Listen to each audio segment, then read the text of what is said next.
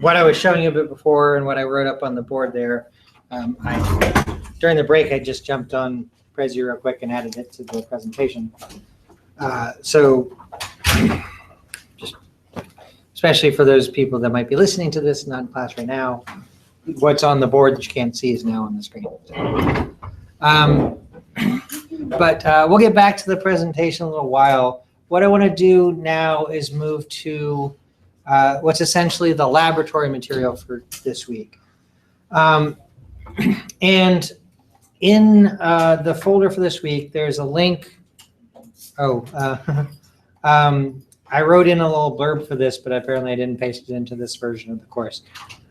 It says endocrine system micrographs. And if you click on this, it'll take you to this page here, which is, I've already opened it up from last period, so you can click on it. But this is a folder of images on a cloud service, box.com, that I use, that you can go to. What I usually do for this portion, talking about the endocrine system, is to talk about what we can see under the microscope, describing the anatomy and what it tells us about the physiology of several of these glands. And I used to, a long time ago, the way that we had it in our labs is I had this teaching scope hooked up to a television, and I'd roll that up to the front of the room, and everybody would get their microscopes out, and they'd be looking at the slides together. Over the years, I've decided that guided microscope viewing is not very effective because students would rather just pay attention to what's going on up at the screen and not deal with the microscopes on their own. So I've moved away from that. So I just started doing it up front, and we got a digital microscope so I could project it up onto the screen. And then I realized pretty quickly that I can capture those images. And so now I've captured them all, and I don't have to keep going to the microscope to project them. And I have them here so you can view them on your own. If you would like to look at these microscope slides on your own under real microscopes, you're welcome to do that. We don't have time in the course to do it. So if you want to, and this is true for any laboratory material that you want to work with outside of class, in room 511, we keep essentially an entire set of stuff that's in the A&P labs, including all of the slide sets there in the colored boxes. So if you'd like to, on your own time, maybe if you come into class, come onto campus before class early, or if you have this Wednesday night class, then you might have Monday nights free or something like that. You can come in, or whatever during the day, kind of 8 o'clock in the morning to 9 o'clock at night. You're welcome to do it. We keep the door locked, so you do need to find somebody to open it up. If I'm not available, ask one of my colleagues, and they'll probably be able to open it up for you. And everything's in there, but you can look at the slides. The 4 slides that I'm going to show you, all of these images are just off of 4 slides, are in the yellow box, and they are slides number 11, 12, 13, and 14. So I think it'll be obvious when I switch from one topic to another here. I'm going to do it in that order. So I'm going to start with what's a slide number 11 and then switch. If I think of it, I'll say, and this is slide 12 and slide 13, whatever. But if I forget to mention it, just realize when I'm switching to a different topic, a different tissue, then obviously I'm switching the slides there. If you look at what it says here, and of course you can't quite read it on the screen here, but the title for each of these images is just the tissue that we're looking at and a magnification factor. Now, it's just the magnification factor of the objective lens, which is 4, 10, or 40x. It's not the overall magnification that we're looking at these at. I'm actually not positive what that overall magnification is. When we look through the microscopes that we have, the oculars are 10x magnification, so your total magnification, just multiply the 2 together. So 40x times 10 is going to be 400 times magnification, if you're looking through that. I'm not positive what the digital scope does. I talked to somebody with the company, and they assured me that it was also a 10x magnification factor, but I don't believe that because they look like they're a little bit higher magnification than that. But it's not terribly important. I'm just to tell you that they're different magnifications. They're just giving you the objective magnification in the title. Now, what I want to do in describing these is to have you understand how staining differences, staining quality differences, tell us something about the endocrine tissues that we're talking about. So let me explain what I mean by staining quality differences. Essentially what I mean is dark versus light. So like what we have on the screen here, I'll talk about what this is exactly a little later, but obviously we're looking at two pieces of tissue side by side that are different darknesses. There's a dark part and a light part. And by considering why the tissue is staining that way, we can understand something about what the tissue is and what it does. Now, looking at tissue under the microscope is really considering anatomy, what it looks like. And the nature of the tissue and the cells that make it up establish how it's going to stain. But we'll see that the anatomy that we're looking at, the staining quality, is actually going to tell us something about the function of the tissue also. And I want to draw those parallels as explicitly as possible.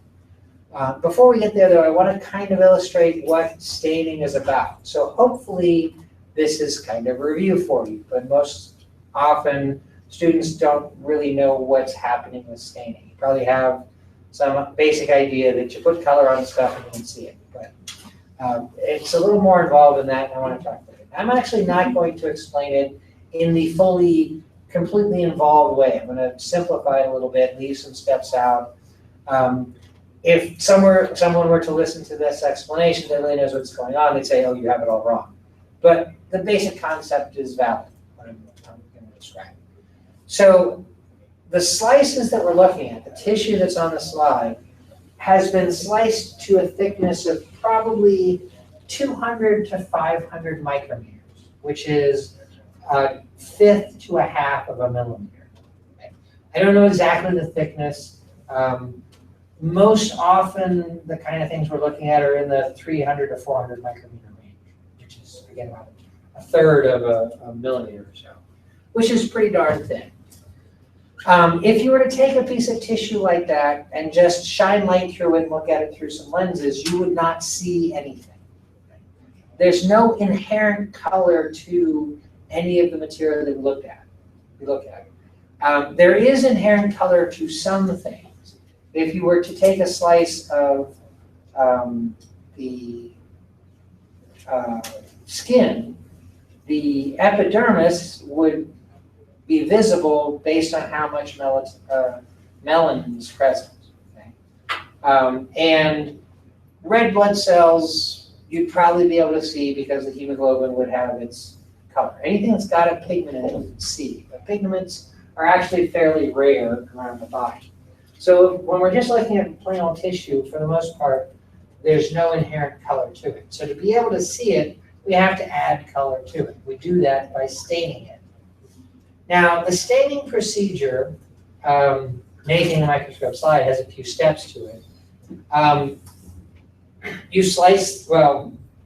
You preserve the tissue. You add a fixative to it, which helps to preserve the structure down to the cellular level, something like formaldehyde. And then you cut it. Sometimes when you cut it, you actually work with very cold or frozen tissue. Sometimes it's encased in wax. There's various ways to do it. But in the process of cutting it, there'll be a way for it to kind of stick to the glass, whether it's the reaction of cold tissue against room temperature glass or the wax or whatever. It'll stick to the glass. And then you process it through a series of washes that will add the dye to it. Now, depending on the exact type of dye that's used, there's a number of different washes that are included. but I'm only going to treat it as a single-step process, which is actually not true. And so what I'm suggesting is that the dye is reacting with the tissue because the dye is a positively charged molecule. The dye pigment molecule is positively charged. And so it's going to react with certain things in the tissue. So what's a positively charged molecule going to react with? Negatively charged particles. What is the most negatively charged thing in any cell in your body? DNA, right. And how do we know that from looking at stained tissue?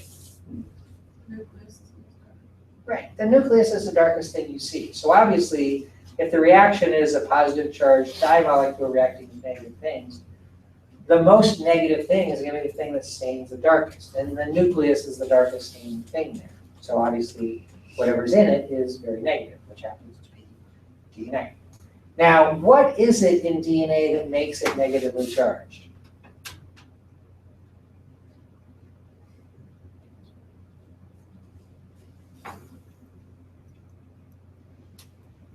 What's DNA made of? Nucleic acids. It is a nucleic acid. That's what Na stands for. But what are nucleic acids made of? Nucleotides. What are nucleotides made of?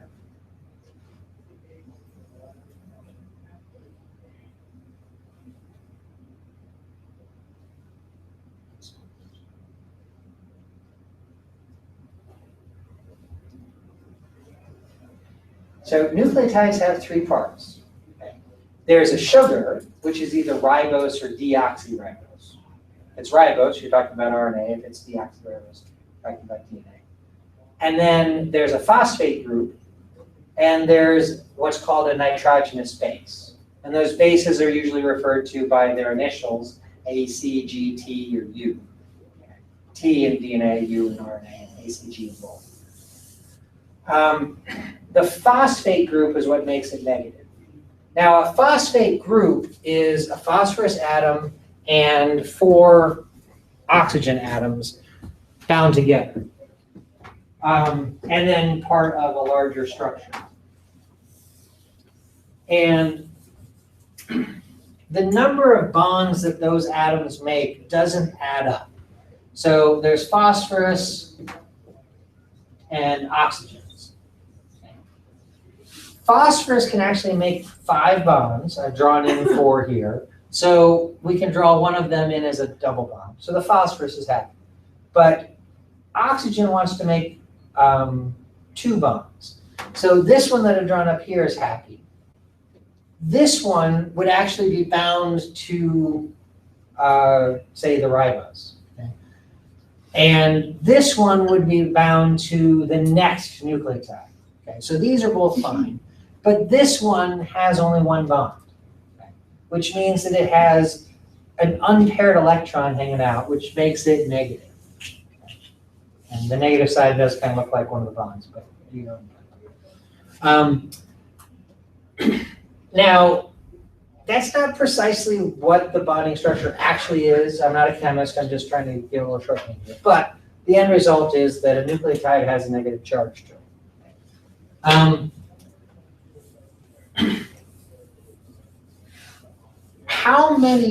What do we call one molecule of DNA in the nucleus?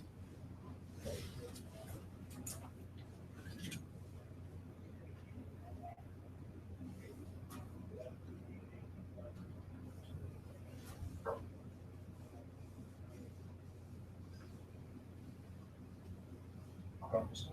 Right, chromosome. How many chromosomes are in a nucleus in a human? 46, right?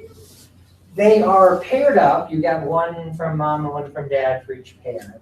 There are 23 pairs. They're numbered 1 through 22, and then the 23rd pair is the sex chromosome. The numbering sequence is actually based on the length. So chromosome numbers 1 is longest. Chromosomes number 22 are kind of the shortest, and they just go in order.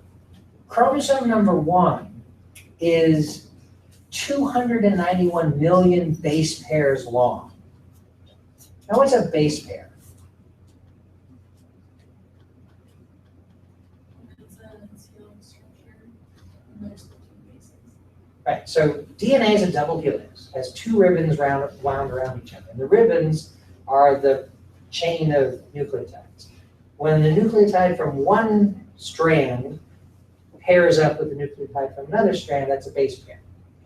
And so the length of chromosome number 1 is 291 million base pairs long. What is the charge of a base pair?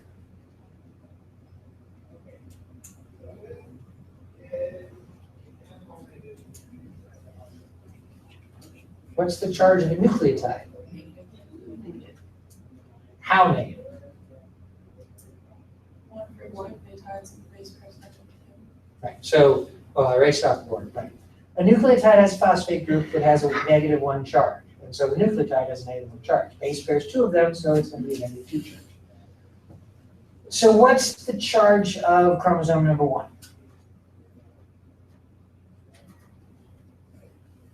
291 times 2. Say that again? 291 million, you said, times 2. So that's 382 million. Very negative molecule. Now, that's kind of really overblowing the negativity part, because in the nucleus there are proteins that bind to DNA, and they have a positive charge, and so they neutralize some of that charge. So it's not that negative, but it's pretty darn negative. And so DNA, being the most negative molecule in the cell, picks up the most stain and makes the nucleus stain darkest. What's the second most negative charged molecule in a cell? Nope. DNA is 1, RNA is 2. It's negative for the same reason, but it's not as negative because of how it's different from DNA. So it has nucleotides making it up, and each nucleotide has a negative charge. The thing is that RNA molecules are nowhere near as large as DNA molecules. Okay? Now, the smallest DNA molecule, the smallest chromosome is the Y chromosome, which is like 45 million base pairs long still. So it has nearly negative 100 million charge. Again, that's offset some by some positive proteins that throw out, but still, it's a pretty negative molecule. RNA is single-stranded, so each nucleotide is 1 negative charge, and RNA molecules are usually maybe thousands of nucleotides long at the most. I really need to look up the exact length, but does anybody know what the longest pieces of RNA are? Or where you find the most RNA in the cell?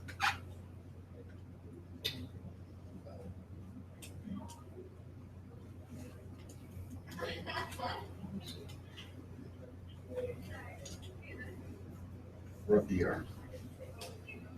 Technically, yes, but you can be more specific than that. What makes the ER rough? Ribosomes. Ribosomes are made of RNA. There are 2 RNA molecules. I think they're called, I'm not even try to guess what they're called, but they have a number associated with them having to do with their length, kind of. And one of them is the big subunit of RNA, ribosome, and the other is a small ribosome. So those are sort of the biggest pieces of RNA, but they actually come together to make one functional unit, which is on the rough ER. Where is the rough ER? Or where are those ribosomes in the cell?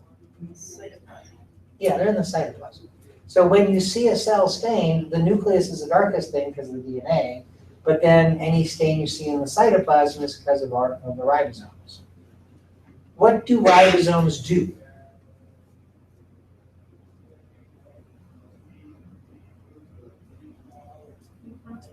Right, they're involved in translating protein. So if you see a cell with dark staining cytoplasm, what does that tell you about the cell? Yeah, standing dark because it's got a lot of ribosomes, so if ribosomes make proteins, the cell must make a lot of protein. Keep that in mind, that's gonna apply to what we're talking about. All right, so the first slide that we're looking at is the 4x objective magnification of the pituitary gland. Okay. Now, the pituitary gland has two parts. There's the anterior pituitary and the posterior pituitary. And we're in fact looking at the division between the two. So one half of this slide is anterior, the other half is posterior. And the big crack that you see down the middle is the division between them. Now, in fact, you wouldn't see a big gap between them in the real body. That crack is actually an artifact that comes from putting tissue on slides and all the stuff. You have to dehydrate tissue when you're putting on a slide. It helps preserve it so that it doesn't rot. Because if you have water in tissue, then bacteria can live there and they'll digest the tissue. So you dehydrate it. But when you dehydrate things, they shrink. Okay? And so when tissue dehydrates, it tends to shrink together. And the whole thing can't shrink smaller because it's already stuck to the glass, like I said earlier. So what will happen is the tissue will tear or crack or break or whatever in certain places as different areas are sort of shrinking in. Those breaks will tend to be where there's a transition between tissues. And in fact, that's what we see here. So this break is really between one side and the other side of the pituitary. So it's a nice little artifact that highlights that we're looking at the two parts of the pituitary. Okay, so you can't read it up here, but the title for this slide is the other name that we have for the pituitary gland. Now, the pituitary gland is located just inferior to the hypothalamus. Hypothalamus is named because it's located just inferior to the thalamus. That's what hypothalamus means, below the thalamus. So if we want to call the pituitary by a Greek type name, then we want to call it the hypo something, meaning it's below something. But it would just be the most awkward construction to call it the hypothalamus. Okay. So it's in fact called the hypophysis, or that's how you pronounce it, but it's the hypophysis. Okay. Physis is the root of the word physiology, and it's referring to the hypothalamus, in the sense that the hypothalamus is in charge of a lot of physiological processes, namely homeostasis. So the hypophysis is the thing that's hanging off of the hypothalamus. Okay. When we call it the pituitary, we talk about the anterior and posterior pituitary. When we call it the hypophysis, however, we refer to it as the adenohypophysis and the neurohypophysis. Now, one of those two words, I bet somebody can tell me what it means. We already know hypophysis means pituitary gland. So from those two, who can tell me what one of them means?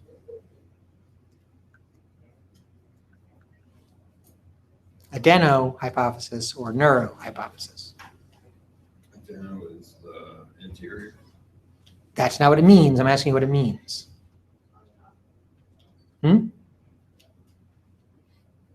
Come on. Sorry?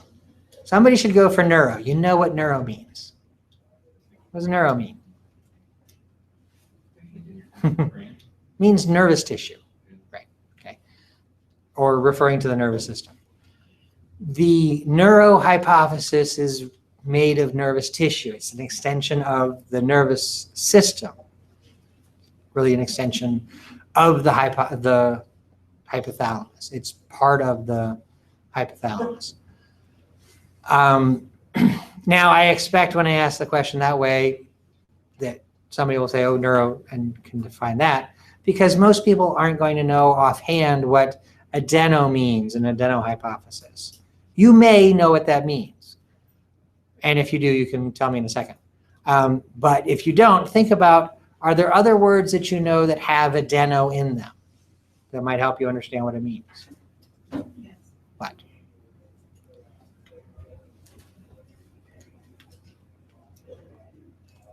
Yes? What?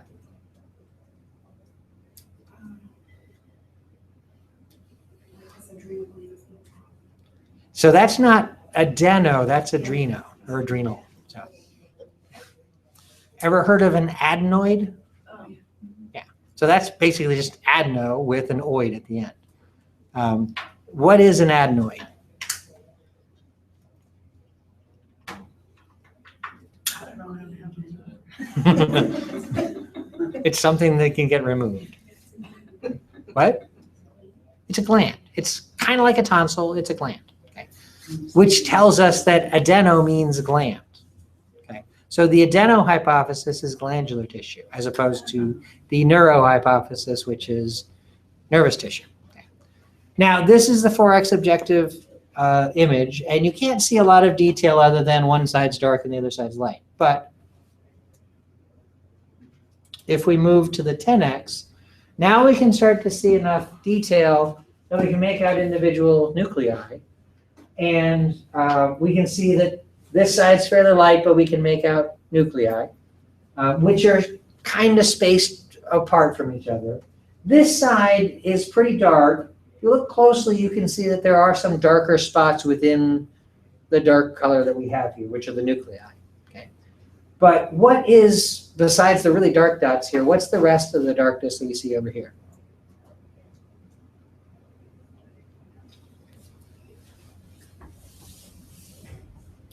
Let me see here.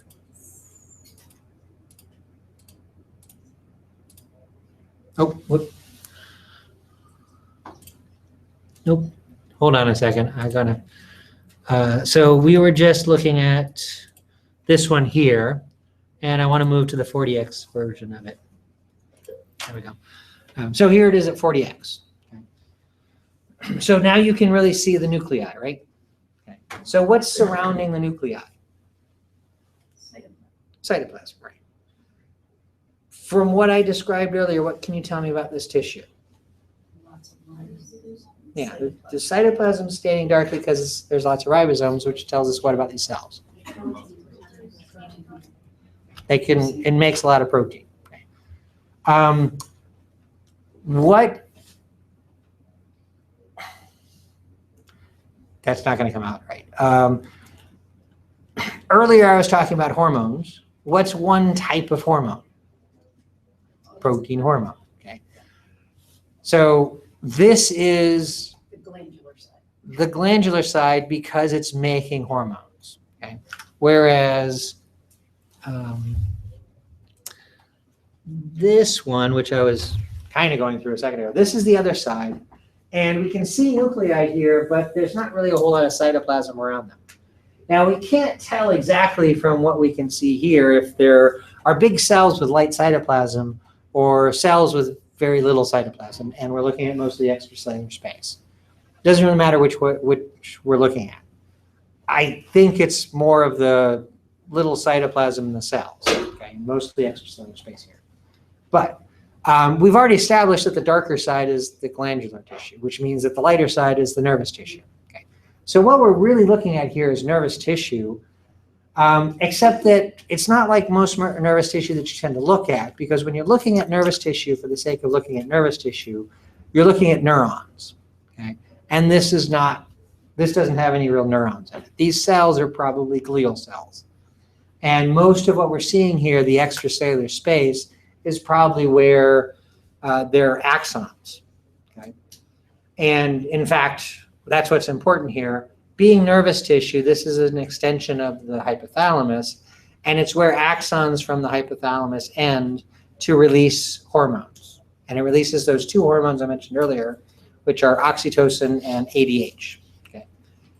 I told you what those do, didn't I? Oxytocin does what? Uterine contractions. Right, it controls uterine contractions. What about ADH? What was that? Water retention, right. So uterine contractions, childbirth. Water retention is basically overnight when you're asleep, you're not drinking. So instead of letting your kidneys filter water out of your blood, ADH causes it to be retained in your blood so that you stay hydrated. So those two things, which are not at all related to each other, both happen to be released from the posterior pituitary. So that's the neurohypothesis side.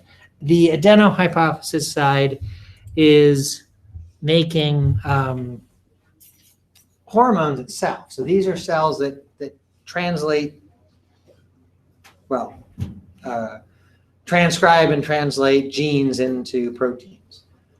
Now, this is fairly common looking for glandular tissue, but there is one feature of this that's a little bit, well, not exactly unique, but not entirely common across all glands, which is the cells are kind of clustered together. So you can see a cluster of cells here, cluster of cells here, cluster of cells there. Those clusters, which we can see anatomically, also represent functional clusters. There's a number of different hormones that are made in the anterior pituitary, and each cluster is dedicated to a particular hormone. Now, there are not as many hormones as the clusters we see here, and we're only looking at a small part of the whole gland. So there are multiple clusters that all produce the same hormone. They're just sort of distributed around the gland. But we can sort of see some separation in there. We'll look at another gland later on, which is very homogeneous. There's no clustering in it, because all of the cells do the exact same thing. So again, just to go back to the 4X picture, the darker staining side is the glandular part, which makes hormones and releases them. And the lighter staining part is really just an extension of the hypothalamus that releases oxytocin and ADH, which is made by neurons in the hypothalamus. I don't think I really said anything yet today that would highlight which is which, but it's really kind of a 50-50 thing. Which one's the anterior? Yeah, the darker, the adenohypophysis. And the posterior is the neurohypophysis. Okay. If you want to try to remember that easily, anterior and adeno both start with an A. Can help you remember that. So. Okay, so the next thing I want to look at is the thyroid gland. Well, the thyroid and parathyroid glands. Now, this is the 4X objective. There's actually three things in this. This big thing off to the side is actually a skeletal muscle that just happens to be anatomically located next to the throat, so it's in the slide. And then there's this little dark part down here and this big part here, okay? And those two are the glands. Now, the little one is obviously the parathyroid, because parathyroid glands are small, okay? And then, so that means that the big one is the thyroid gland. Now, what kind of tissue does the thyroid gland remind you of?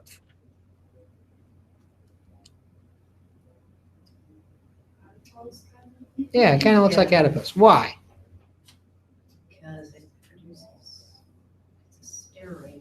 No, why does it look like adipose tissue? It's like fat. Yeah, it looks like it's got fat all over it. And in fact, it does.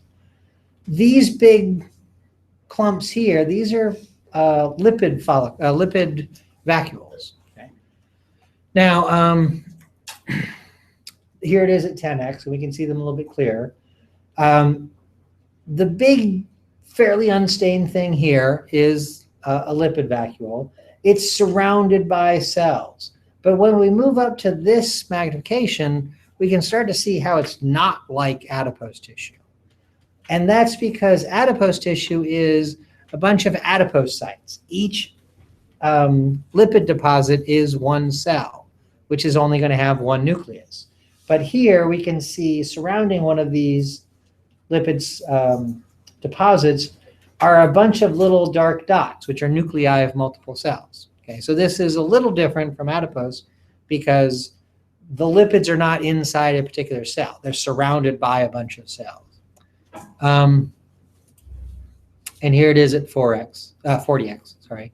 And we can see more clearly the particular cells there. Now, a lipid deposit and the cells that directly surround it together are called a thyroid follicle. Okay. And the cells in the follicle are called follicular cells. They're responsible for making the thyroid hormones T3 and T4. They're associated with the lipids because T3 and T4 are lipid-soluble hormones. And the chemistry to make those hormones has to take place in a hydrophobic environment. So that is what the little lipid droplet is. But we need cells there because they have to be able to make enzymes and that sort of thing to do the chemistry. But they're all right next to lipids so that they can perform the chemistry in a hydrophobic environment. Not all of the cells in the thyroid gland are parts of follicles. There are some that are clustered outside of follicles, like these maybe, which are called parafollicular cells, meaning that they're around the follicles. Now, follicular cells are the thing that's around the lipid that is the follicle. Parafollicular cells are outside the follicle, usually in little clusters like this. Parafollicular cells are normal glandular cells. They make a different protein called calcitonin. What does calcitonin do? It has something to do with the bone, namely, Reabsorption of calcium. well, it has to do with calcium. All that's important. It, along with another hormone that we'll talk about in a second, play a role in calcium homeostasis. When blood calcium levels are high, calcitonin will cause the calcium to be stored in the bone. Okay, and then the other one does the opposite. And we'll get to that in a second. Now, in this particular little frame that I've captured, I can't guarantee that these are parafollicular cells. Okay, I could just be getting a few cells that are on the edge of a follicle, and I just cut it kind of strange. So like if the knife went through the edge of this follicle here and it just cut the cells on the edge, that might be what I'm seeing. Down here, that's most likely what's happened because we can kind of see there's some lipidy stuff in there with the cells. I just cut it a weird angle. Here, I can't be certain at all. But if we back up here, I have no idea anymore where exactly that picture I just showed you is from, where I zoomed in. But I'm almost positive that these cells over here are parafollicular, and these cells right here are parafollicular, and maybe these over here, et cetera, et cetera. So there definitely are some regions that are parafollicular that you can see here. And the reason why I'm very certain that they are, imagine if I drew a little box around these cells right here and zoomed in just on that. And then I drew a little box of the same size over here on the parathyroid gland and zoomed on that. Those two boxes would look identical. Okay. The thyroid gland as a whole looks lighter than the parathyroid gland because of all the lipids. But if you zoom in and look at the glandular cells up close, they're indistinguishable from the cells in the non-lipid containing parathyroid glands, because they're doing the same thing. They're making a protein hormone. So the parafollicular cells make calcitonin, which helps to lower blood calcium levels.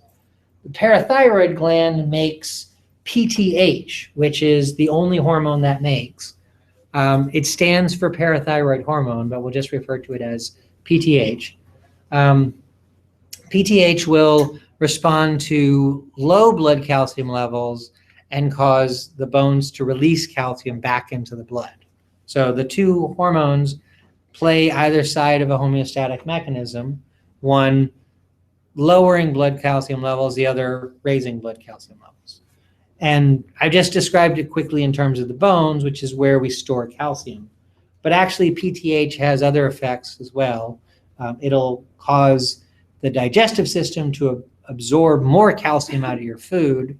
It'll cause the kidneys to retain more calcium. And it seems like there's a third thing it does.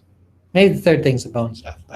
And then calcitonin can also cause the kidneys to excrete more calcium. So they do more than just work with the bones, but they regulate calcium levels in the blood overall. Okay. So that's the thyroid, parathyroid, and especially when you back out, the thyroid looks lighter because of all the lipids in it that don't pick up stain, as opposed to the parathyroid, which is just straight glandular cells, and so stains a lot darker.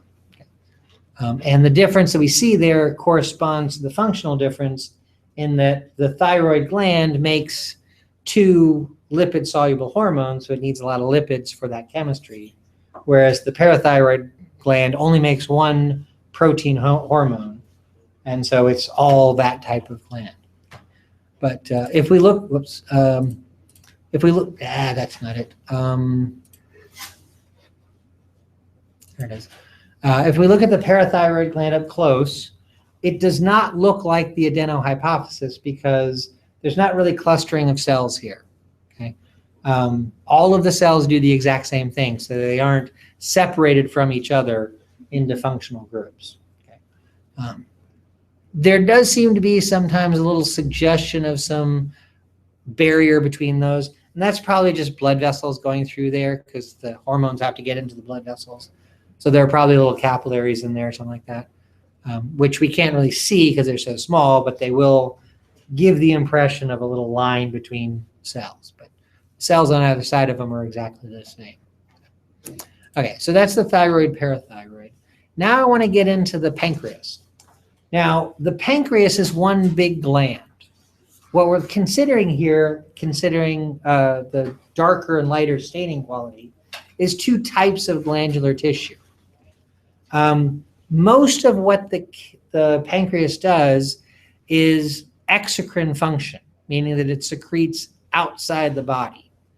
Now, when I say outside the body, you probably are not thinking what I actually mean, because by your conscious perception of your body, inside and outside mean one thing, but at the physiological level, it means something else. Exocrine glands can secrete into the lumen of a mucous membrane-lined space, which means the digestive tract, the respiratory tract, the urinary tract, or the reproductive tract, as well as exocrine glands secreting to the surface of your skin. Okay. All of that is outside your body from a physiological point of view. So most of what this gland does is it makes digestive juices that are secreted into the lumen of the small intestine, which is exocrine function. But there are little islands of cells that are endocrine in function, which is because they secrete hormones into the bloodstream. Now, I called it little islands of cells because, in fact, we call that tissue pancreatic islets. So there's a light spot, here and here, and a little bit there, and here's a good one here, a couple over there. Those are islets, like they're floating in a darker sea of exocrine tissue. Now, I'm going to zoom in specifically on this islet here as we look at it in more detail. Okay, so there it is. And now you can see that it's lighter than the surrounding tissue. Now, the tissue, the exocrine tissue, is broken up into what seem to be clusters. At this stage, actually, we're not looking at clusters. We're looking at lobules. And that's because these lobules are broken up by ducts that are going to carry the digestive juices to the small intestine. But when we get in closer, you'll see that there are little clusters of cells in there. And that's because, again, they're physiologically different, making different types of enzymes. But again, that's exocrine function, not endocrine function. So here we go to the 40x objective magnification. So we have a nice light thing right here surrounded by these clusters of cells. So this one might make a lipase, this one might make a protease, this one might make carbaminase, whatever it is. Carbaminase? No. Carbohydrates? That doesn't sound right. Anyways, different types of enzymes. Okay. But the lighter staining tissue here in the middle is responsible for endocrine function. Now, there are two, actually, I think 3 types of cells, but 2 types of cells that we care about.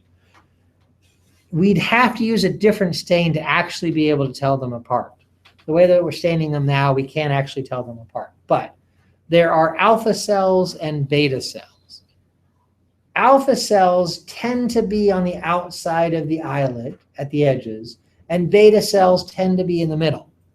So chances are, if I'm pointing at this cell right here where the magnifying glass is, that would be a beta cell.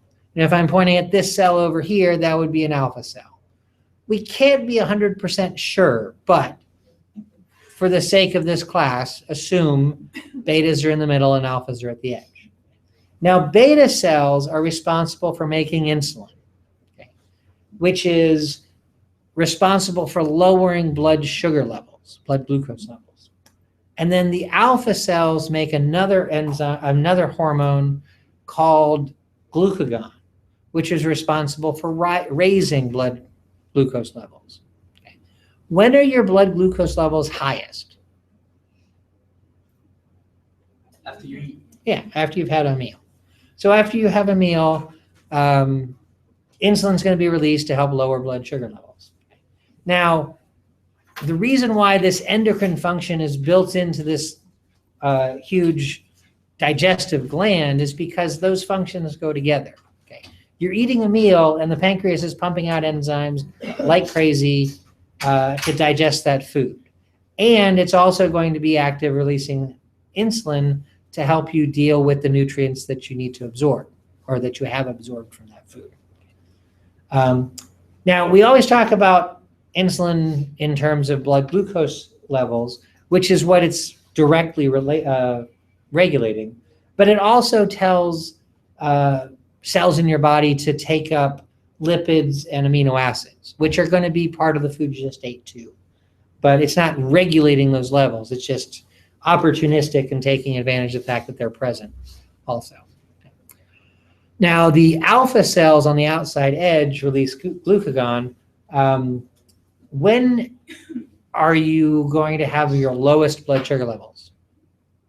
Right when you wake up in the morning. So the lowest is first thing in the morning because you haven't eaten all night. But generally speaking, when you're not eating, okay, what we would describe as fasting, okay? So when you eat breakfast, you're breaking fast. You're having the first food after your overnight fast, okay? So your blood sugar levels are going to be lowest at that point. The glucagon has been working hard to try to keep them high, but it's not easy to do over hopefully an 8-hour period. 4 or 6 if you're in my class, I understand, but nobody? Come on. But also just between any meals, as the insulin lowers blood glucose levels because you're taking up the nutrients that you just ate for breakfast or lunch or dinner. As you get closer to the next meal, you're going to have glucagon trying to keep those levels somewhat high until you can replenish them with the next meal. Okay. So it's this back and forth regulating the two. Okay.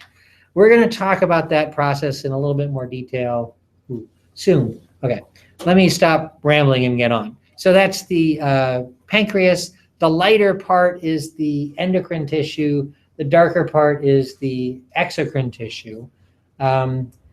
If we were to look at the endocrine tissue here by itself, without the surrounding darker tissue, it would probably look very similar to the other glandular tissue we're looking at. Okay, it's just that your brain has this built-in filter that when you see something surrounded with darker stuff, you interpret it as being lighter in color. But if I were to put that islet by itself next to the parathyroid gland or the anterior pituitary, it would probably all look about the same staining quality. Probably. I've never actually done that, but I bet it would work. Okay, moving on. The last one that I want to talk about is the adrenal gland. Okay. Now, the adrenal gland sits on top of the kidney, which is what adrenal means, on top of the kidney. It has 2 major portions. There's the adrenal medulla, which is the middle of the gland. And we can see that here. It's this lighter part that's way over at the side, this side of the slide. That's the adrenal medulla. And we can see a nice distinct line between that and the rest of the adrenal gland. The rest of the adrenal gland from this point to the edge is the adrenal cortex. Now, the medulla is really an extension of the sympathetic nervous system. Preganglionic sympathetic fibers synapse there, release acetylcholine, and cause those cells to release adrenaline or epinephrine. 2 words for the same thing. Adrenal means on top of the kidney. Epinephr means on top of the kidney also. Adrenal is Latin. Epinephrine is Greek. Okay, and I'm not going to go into why there are 2 words for that, but there. So epinephrine is released from the adrenal medulla, as is norepinephrine, but we're going to concentrate on epinephrine. And then the cortex releases steroids, which are called corticoids, meaning cortical steroids. There are 3 different regions of the cortex. The outer part here is the zona glomerulosa, and it's known for releasing what are called mineralocorticoids. Okay, what do you think they're responsible for? Mineralocorticoids. Inflammatory. What? Dealing with inflammation and things like that. No. If calcitonin is responsible for calcium, mineralocorticoids must be responsible for minerals. Right. Now, technically, calcium is a mineral, but mineralocorticoids regulate things like sodium or potassium or those sorts of things. Okay. There is probably something in there that regulates some calcium stuff too, but the thyroid, parathyroid stuff is the main calcium regulation. Okay. Then you can see a nice distinct line separating the zona glomerulosa from the next part, which is called the zona fasciculata. Okay. I always get the next 2 mixed up name-wise. The zona fasciculata is responsible for releasing glucocorticoids. What do you think glucocorticoids are responsible for? Yeah, sugar metabolism, carbohydrate metabolism. Okay. And then you can see a sort of vague transition from the light zona fasciculata to the darker part, which is called the zona reticularis. It's responsible for making what are called gonatocorticoids. Okay. Most sources will not use the word gonatocorticoid, but I'm using it because I want all 3 to be the same. Mineralocorticoid, glucocorticoid, gonatocorticoid. What do you think gonatocorticoids are?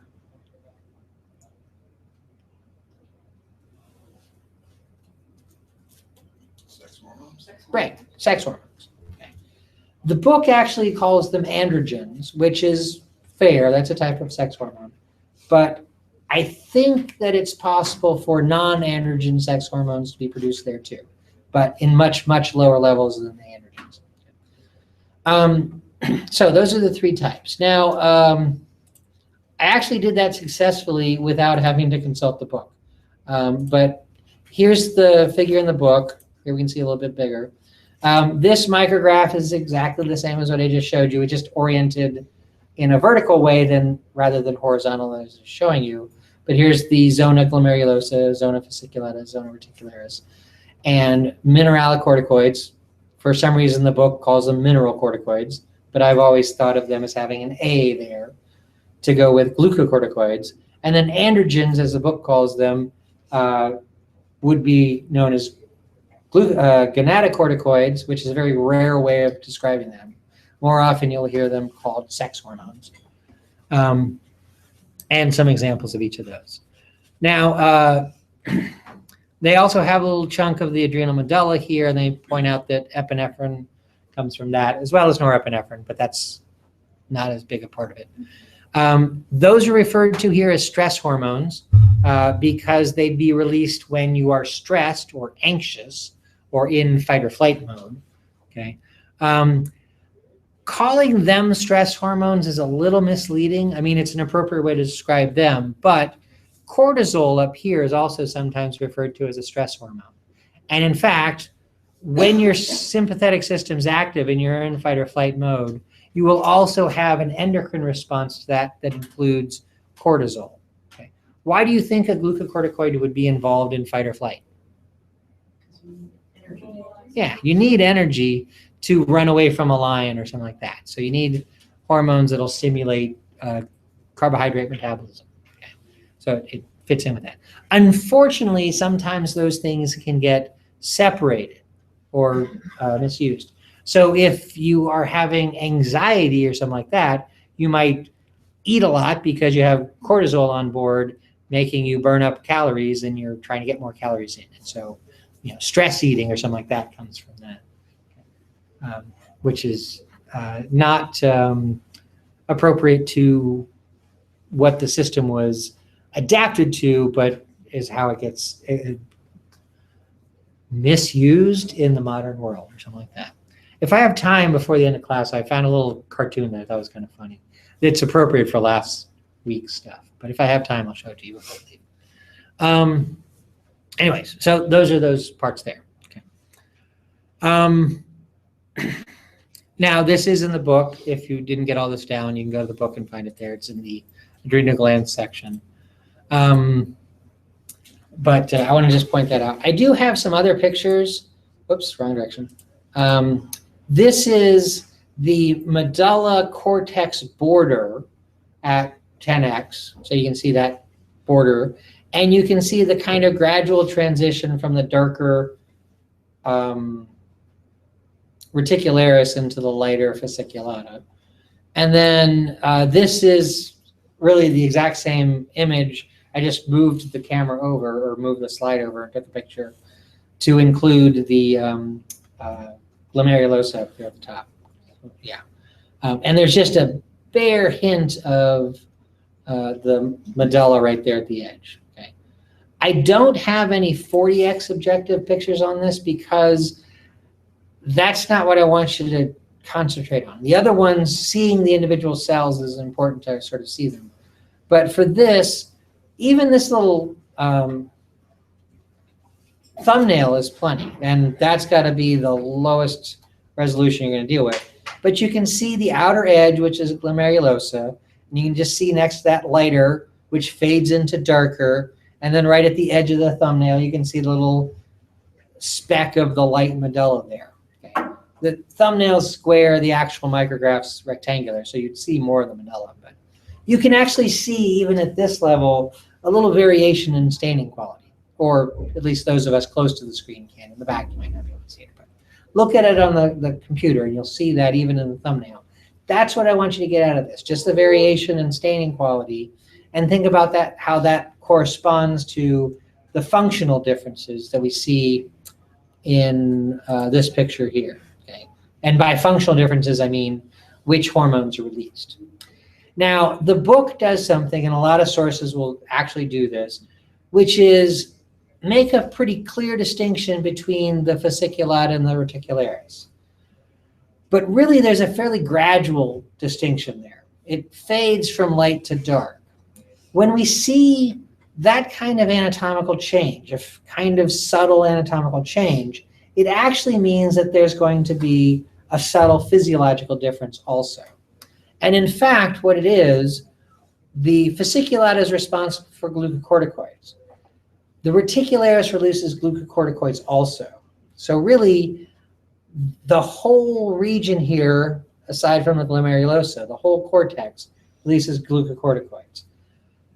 The part that gets darker down here deeper is going to add to that to release androgens. Okay. Now, androgens would be things like testosterone. Okay. This dihydroepion, I don't know. That is probably a testosterone analog. I'm not that familiar with it, but there are other androgens that are closer to testosterone. Why would cells that secrete testosterone and its analogs also need to secrete glucocorticoids? Really? Give me the exact same answer the last time you answered about glucocorticoids. I was thinking they need energy. Right. That's the only reason you have glucocorticoids, for energy. But why would testosterone require energy use? Transport. What did I say about testosterone earlier tonight? Right. It's an anabolic steroid. It causes muscle mass to increase. So to have tissue grow, you need energy for that to happen. Okay. So physiologically, the zona reticularis is actually also releasing glucocorticoids because those are needed with the androgens that are being released to fuel what the androgens are going to do. Okay. So when you see a subtle anatomical thing like that, there's usually a subtle physiological connection to it. All right. I want to move back to the presentation and talk about a few things here.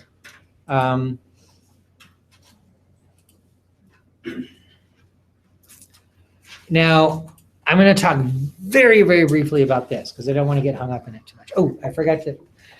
There's a little error in here, and I just got to jump around a little bit to deal with it. But this picture shows more clearly where the hypothalamus is in relation to the pituitary. And it also separates the pituitary into its two lobes there. This is a picture showing the connection between the hypothalamus and the posterior pituitary.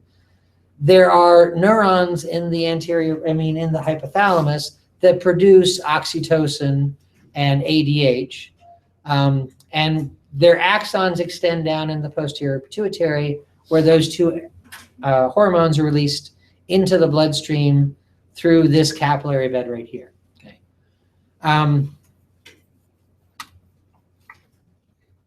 And this picture shows other neurons in the hypothalamus and their relationship to the anterior pituitary, which is a little bit more complex. Now, there's a capillary bed right here, which is where the axons end. And this is called the primary capillary plexus of the hypophyseal portal system. Primary because it's one of two. Plexus just means network, capillary network. Hypophyseal portal system is referring to the connected capillaries that we have here. So there's one capillary here, one capillary bed here, one capillary bed here. Okay? And the second one is the secondary capillary plexus of the hypophyseal portal system. A portal system is any time when two capillary beds are connected directly to each other, okay? Which is somewhat unusual. We see it in two different ways in A and P. One is here, where the hypothalamus can release hormones that will go directly to the anterior pituitary. That's the hypophyseal portal system. We will see another one when we get to the digestive system because there's a hepatic portal system. All of the capillaries in the digestive tract, or at least the lower digestive tract, go to capillaries in the liver before that blood gets returned to circulation. And that's because the liver has a role to play with the blood early on. And we'll talk about that with the digestive system. But two portal systems, one of them here. I guarantee you when we get to the digestive system, I'm going to ask you, what's the other portal system that we've studied? Okay. And I also guarantee you, most of you will stare at me with blank faces because you'll have forgotten this by then. But those of you that are interested in showing off, write it down because it's coming up in the digestive system. Now, the hormones that are released from the hypothalamus up here are regulatory hormones. Most of them have in their name either releasing hormone or inhibiting hormone. And they cause cells of the anterior pituitary to either release a hormone or inhibit them from releasing a hormone. They regulate pituitary activity. I kind of zipped past this because I put this in the wrong place in the order here. This is just a list of the anterior pituitary hormones and what they do. We're going to talk some about growth hormone, a little bit because there's not a whole lot of time, but we're going to talk about it. And it is told to be released by the anterior pituitary, let me say this again. It is being told to be released from the anterior pituitary by the hypothalamus through a hormone called growth hormone releasing hormone. Okay? And if there were too many subordinate clauses in that sentence, I apologize. And it'll be much clearer when I show you a picture in a little while. Okay? We will not talk about prolactin, which obviously promotes milk production. We will not talk about thyroid stimulating hormone, but obviously it stimulates the thyroid. And it's going to tell the thyroid to release the thyroid hormones, T3 and T4. We will not talk about ACTH, which is the way that I respond, the way that I name it, because I don't want to try to say that long word, especially at the end of a long day. But it stimulates the adrenal cortex to release the corticoids that we just talked about. Okay. We will talk about FSH and LH, the two gonadotropins. We won't talk about them tonight. We'll talk about them when we get to the reproductive system. But they affect reproductive function. FSH stimulates the production of gametes, which means egg cells or sperm. And LH, a luteinizing hormone, stimulates the production of certain hormones in the gonads. Now, I don't want to get into why it says this in the book right now, but it says androgens, okay, like testosterone. Now, for the testes, obviously the testes are making testosterone. And LH causes that to happen. But in the ovaries, LH has a broader effect, and androgen is not entirely the correct way of saying that. And to explain that, we need to get to the reproductive system. So don't worry about that here. This chapter likes to use the word androgen more than it should, but the reproductive system is much more clear about what's going on there, so don't worry about it. But we will talk about those later in the semester. We won't talk about these three that I just skipped over, but I do want to get to talking about growth hormone. So I got past all the bad order stuff there on the slides. I'm not going to talk about this, but I do want to point it out when you go to the book. Pay attention to what this is talking about, which is simply that there's a lot of negative feedback signals in the endocrine system. Okay? And we'll see a negative feedback signal in a while, but this is where the book kind of gives an example of it for the sake of negative feedback. Now, before I get to the growth hormone, which is the main thing I want to do, I just want to touch on the pancreatic hormone endocrine function, which is insulin glucagon. I already kind of talked about it when I was showing you the micrographs. And here's a picture, obviously, with a micrograph of the pancreatic islet. I just chuckled because I've never looked at this picture that closely. But the beta cell and alpha cell labels there are backwards. Okay, alpha should be at the edge, beta should be in the center. And partly why that's funny is I know why they got it wrong. They based it on another lab manual who also got those backwards in the label. The lab manual, however, while the label in the picture is wrong, the text says it correctly. And so the art editor here was looking too closely at the picture and not reading the text and got it backwards. So I'll have to tell them that's backwards, but it's funny to me, maybe not to you. So those are islets. In the drawing here, they show they're scattered around. They're fairly small. I've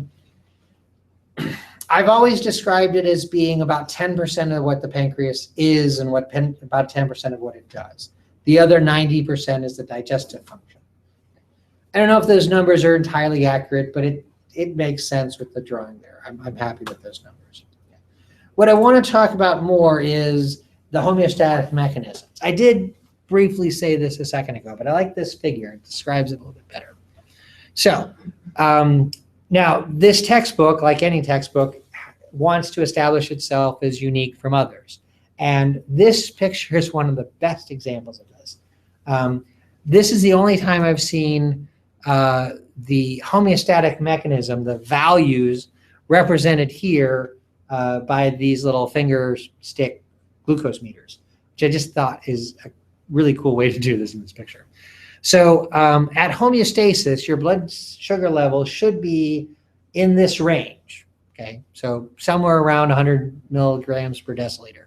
So 90 there is nice center of the range kind of value. If you haven't eaten in a while, then your blood sugar levels will be low, and so you might see the value drop to 50. Okay.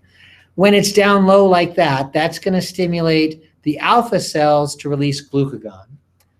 Glucagon primarily targets the liver. What it tells the liver to do is glycogenolysis, which is a weird word, but what it means is break down glycogen. Okay. Glycogen is a starch-like molecule that our liver uses to store glucose.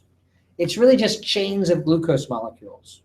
It's just an efficient way to store it, and it's a way to keep that glucose from getting used up to make ATP when you don't want to do it. So the liver does that. Muscle tissue does the same thing, but we're only concerned about the liver here. Okay. So glucagon causes the liver to break down glycogen. Names are very similar. Sorry about that. Not my fault. Okay. And that releases glucose directly into the bloodstream to bring blood sugar levels up. It also stimulates gluconeogenesis. Now, in the picture here, you can see, because they've labeled it, they have a picture of rough ER and smooth ER. Why they've put those in the picture there is kind of weird. Now, the reason why they did it is because gluconeogenesis takes place in that part of the cells that do it. But what's more important is that gluconeogenesis takes place in the liver. Okay, so the target for glucagon is the liver. And what it does is it either releases stored glucose as it breaks down glycogen, or it reconstitutes glucose after it's been used from the broken down parts. Gluconeogenesis is not a very efficient use of energy. Okay? You get energy out of glucose breaking it down, you have to basically reuse that energy to build it back up. But when your blood glucose levels are low and cells elsewhere in your body need energy, the liver can expend some energy to remake the glucose so that that energy is available for other cells. Not efficient, but sometimes necessary. Okay. The book also says this, which I've never heard anywhere else before, that it says it inhibits body cells from taking up glucose and utilizing it for cellular respiration. I don't know that that's true, and I don't really believe it because most other sources don't say that.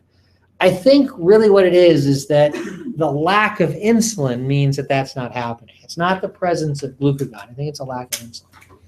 Because really, the only tissue that's sensitive to glucagon is the liver. Okay? The rest of the body shouldn't do that. But whatever the liver does, it's going to raise glucose levels, and we get back to the homeostatic set point. Okay? Now, if you've just eaten, then your blood glucose levels go up, and the pancreas will release insulin. Insulin targets all body cells. So every cell in your body, with a few minor exceptions, has an insulin receptor on it and therefore is a target of insulin. Because all cells in your body need to take up glucose and use it. Now, the exceptions to what I just said are the cells that don't need glucose, okay? Namely dead cells. Okay? So the dead cells in your epidermis don't have insulin receptors. I've always wondered, and I've never really bothered to look it up, I wonder if red blood cells have insulin receptors or not. Not sure, because they don't really use a lot of glucose themselves. They might, but I'm not sure. And also, if they did, they'd take up the most glucose, which would remove it from everything else getting access to it. So I don't know about red blood cells, but definitely the dead cells in your skin don't have insulin receptors. But everything else does. It also targets the liver directly. I mean, it's already telling the liver to take up glucose, but it also tells the liver to then make glycogen. Now, in the book here, it says inhibits glycogenolysis. So it inhibits breaking down glycogen, which really means that it activates the production of glycogen. Just a weird way to say it. And then it also inhibits gluconeogenesis, which is to say it keeps the liver from wasting energy on making glucose when there's plenty of it to be had from the blood. Okay. Now, the effects that are described here are about raising blood glucose levels. But I did say earlier that insulin also tells all of the cells of your body to take up lipids and amino acids, because if you just ate, you're going to have more than just carbohydrates around. So it's going to stimulate the uptake of all of those. But it's not about regulating those. It's just, why not tell you to take all of them up? It's more efficient use of the hormone. Okay. So that's the endocrine function of the pancreas. I talked about it a little bit with the micrographs I showed you. And then I just wanted to explain a little bit further because, skip that. There we go. Because I want to talk about growth hormone. Now, this first picture I got off the internet, it's not in the book, but I like it because it does kind of say what growth hormone's about and how it basically works. So this big green arrow splits into two endings. One is going directly to tissues, saying that it causes growth, which apparently growth hormone does do directly. And I will say something about that in a second. But then it also goes to the liver, where it causes the liver to release a molecule called IGF-1. Now, IGF stands for insulin-like growth factor. Okay? And I'm telling you this after talking about insulin, because you need to understand about insulin to understand where this is going. IGF causes tissue growth, most specifically bone growth. Okay, so if you didn't know this, when you're born, you're shorter than when you're an adult. Okay, and that change is entirely the result of IGF action, causing the growth plate part of a long bone to grow and calcify into bone. Okay, now, growth hormone is meant for that function, but actually growth hormone doesn't cause that directly. Growth hormone causes the release of IGF, and IGF causes that growth. Now, here's what the book has to say about this, which goes into a little bit more detail. First off, it includes the hypothalamus here. Okay, so this is kind of similar to the picture I showed you earlier. As soon as that black box disappears, there's a releasing hormone that comes from the hypothalamus, goes into the hypophyseal portal system, and gets to the anterior pituitary, telling it to release growth hormone. Okay, that releasing hormone is called GHRH, which stands for growth hormone releasing hormone, and it causes the release of growth hormone from the anterior pituitary. Growth hormone gets into the bloodstream and goes all over the body, and it has essentially three different effects. Now, I'm not going to explain it in the order that the book gives it to you right here. I'm going to start over here in that it goes to the liver and tells it to make IGF. Okay. It also tells the liver to break down glycogen into glucose, which provides fuel for growth. Okay. Now, what does that sound like that we just talked about? Growth hormone telling the liver to break down glycogen. Glucagon, right. So growth hormone actually acts like glucagon for a second. Okay. In the book here, they're calling this the diabetogenic effect. I've never heard that term before, but it makes perfect sense to me. A diabetic has high blood glucose levels, so it's causing a rise in blood glucose levels so that there's glucose available for the growth processes that IGF is going to stimulate. Okay. Now, part of the reason for that is that IGF is insulin-like. Okay. Sometime way back in the mists of time, an organism, while it was reproducing, accidentally duplicated the DNA that contains the insulin gene. Okay. And so its offspring had two insulin genes, and that got passed on to successive generations. One of those insulin genes was needed to make insulin to do what insulin needs to do, but the other gene wasn't as important. So it was able to mutate and not get corrected back to stay as insulin. And it mutated into the insulin-like growth factor. Now, the main mutation actually is in IGF, the C protein doesn't get removed from insulin. Okay, so it's a different shaped molecule. but it's very similar to the insulin molecule in its shape. Now, along with the insulin gene, the insulin receptor gene was duplicated also. Probably those two genes are side by side on a chromosome, and a chromosome got duplicated or something. So both of them got duplicated. One copy of each gene remained the insulin receptor gene to serve that purpose. But then the other copies mutated, and they mutated sort of together so that they remained as a hormone receptor pair. Okay? They just took on different effects in the body. And what they cause is growth effects. Now, I talked about the growth plate thing with the cartilage growing and calcifying as long bones get longer. And it does that for other bones to grow also. It also increases muscle cells to grow, nervous system cells to grow, especially the nerves that are going alongside the bones that are getting longer. And it can stimulate immune system. It can also stimulate other cells to grow, like the skin that's getting longer alongside the bones that are getting longer, et cetera, and blood vessels and all of that. Okay, so it stimulates all those growth effects.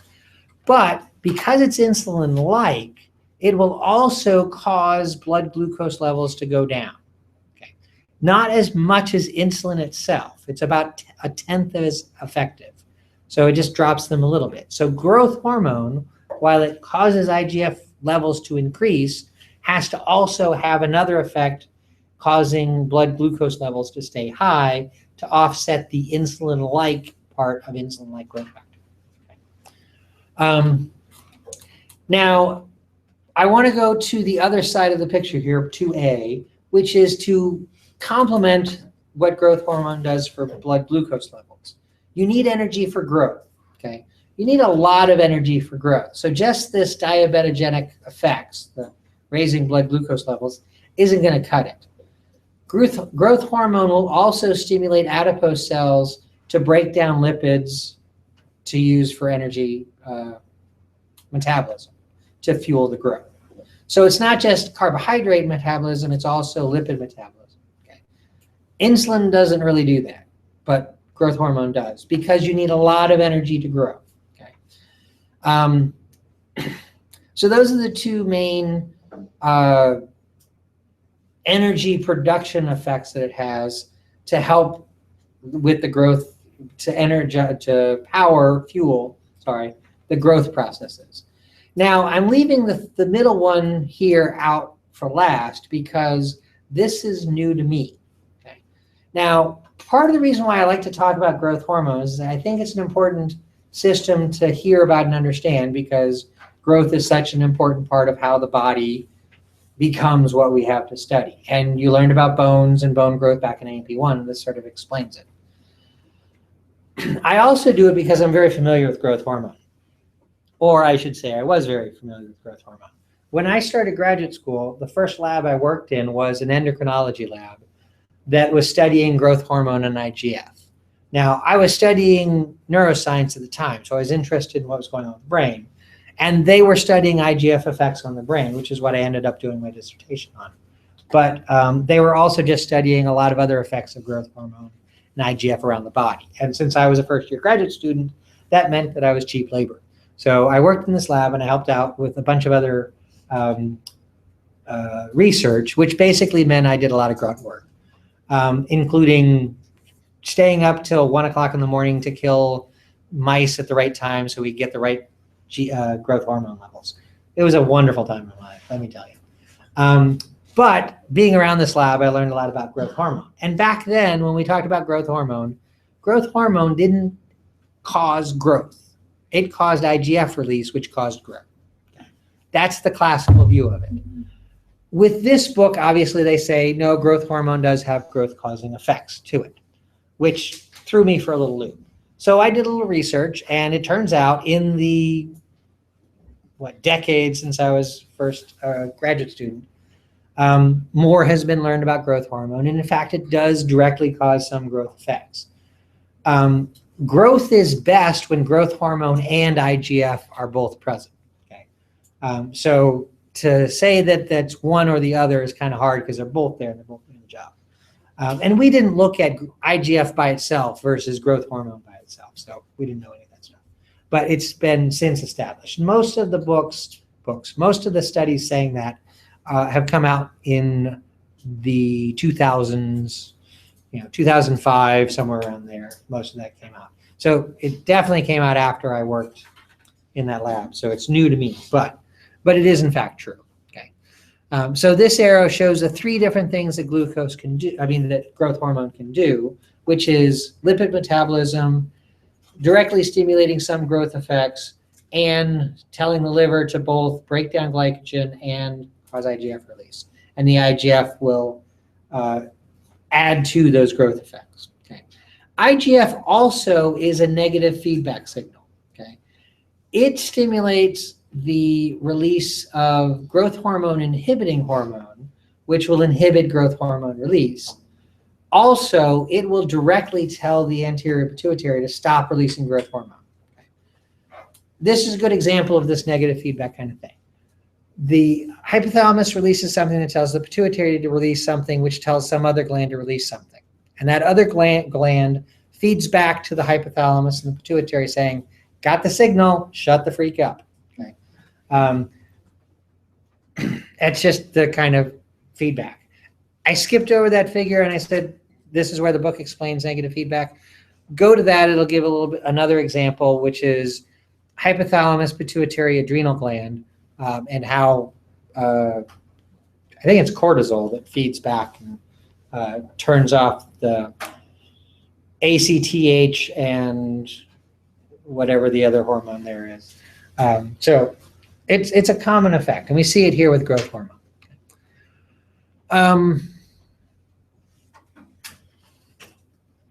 Was there one more thing I was going to say about IGF? Oh, no, not about IGF, but about age. So everything I've been describing here is about making the body grow taller, but eventually that stops. Okay, somewhere around 15 to 20 years of age, most people stop growing. Okay, but growth hormone continues to be released throughout life. Now, hopefully somebody's heard this sort of general thing before. When you're growing taller as a child, when during the day does that growth take place? At night, right? Okay. When I was a kid, I used to think it meant that the more I slept, the taller I'd get. And there was a lot of, supporting evidence for that. But it turns out what it is growth hormones released at night. Okay. And therefore it causes growth. It's not released during the day. Now, when you're fully grown, growth hormone's still being released at night. Okay. What do you think growth hormone helps out with? If it's not causing growth anymore because you're fully grown, Repair. Damage repair. what up there do you think it's helping out with? Release of glucose. Yeah, it helps glucagon. Remember when we were talking about glucagon, we said that your lowest blood glucose levels are first thing in the morning after you wake up. So to make it through the whole night, glucagon needs some help. And so growth hormone basically does that. Okay. So overnight, growth hormone is causing the same effects as glucagon to help provide energy. It will also do a little bit of lipid metabolism so that you don't have to deplete your glucose reserves overnight, but it helps out with glucagon. Okay. So in the adult, it still has these kinds of effects. And actually, your answer about repair is probably true also, but I was trying to tie it back to glucagon. But yeah, overnight, growth hormone probably plays a role, and IGF along with it, in repairing tissue that might have been damaged over the day. So, okay. Now, that picture I just zoomed away from is A, copyrighted, and B, not something I can go through in a half a minute. But it is the mechanism for calcium homeostasis with the thyroid and parathyroid glands. I kind of already talked about that. The book explains the parathyroid gland side of that with a picture, which I would love to put in place of that, but the book does not have a picture of the calcitonin side of that, which bothers me. But so I need to find a picture to put in for that copyrighted one someday. I think we went over that in AP one. Right. I usually covered in AMP1 when we're talking about bones storing calcium, so it goes in with that. Also, up here you can barely see it, but this is a table. This is a table that's early on in the chapter comparing the endocrine and nervous systems. So be sure you look at that. So I did not have time to show you the cartoon that I found today, so if I get a chance to, I'll show you some other time. But otherwise, have a good night. So this is, that Lindsay is going to be